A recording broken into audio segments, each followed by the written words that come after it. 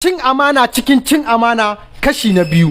Kamar yadda na suburbuɗo muku bayani, General Chani shine babban mai kula da fadan shugaban ƙasa, shine babban mai kula da shugaban ƙasa. Idan ya ce kar a fita gari ba lafiya, ba inda shugaban ƙasa za shi. Idan ya ce a fita ba laifi, dole ne a fitan ba matsala. Wannan general babban mukami ne gare shi a cikin gwamnatin jamhuriyar Niger. Kamar yadda na gaya muku a bidiyo part 1, wannan General Chani tun a zamanin Muhammad Isu yake yana mai kula da fadan shugaban ƙasa, yana da ƙarfi sosai, yana da mukami. Kamar yadda na gaya muku, Muhammad Bazoum su da Muhammad Isu ana kallon su ne ɗan jumma ne da ɗan jummai a fuska, amma a ƙasa tana ƙasa tana dabo, saboda shekara biyu da Muhammad Bazoum yayi yana gudanar da mulkin shi, baya yin mulkin shi kamar yanda shi yake so yayi. Ana kallon Bazoum ne foto a cikin gwamnati, amma Muhammad Isu shi yake gudanar da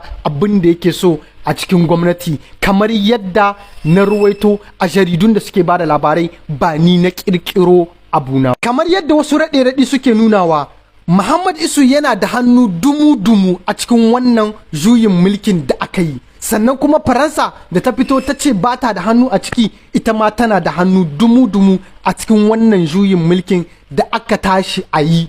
Sakamakon me ya faru?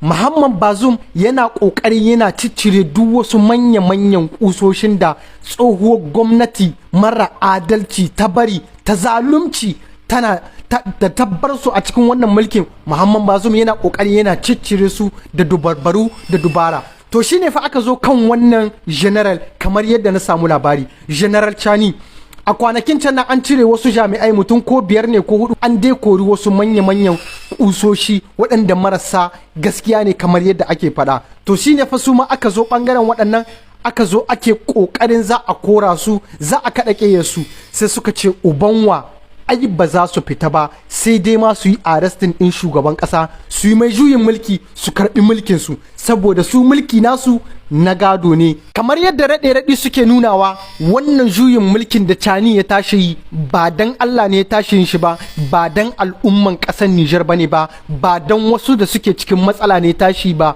sai dan su kare entere insu da su da mai gidansu, wannan mai ƙurjin fuska Muhammadu Isuhu. Sai dan wannan dalilin ne suka yi wannan ƙoƙarin su yi wannan juyin mulki, saboda Muhammad Bazoum ya daina biyan umarnin su, yana son ya ci gashin kanshi ne kamar yadda dama ta bashi. Ku biyo ni bidiyo na 3.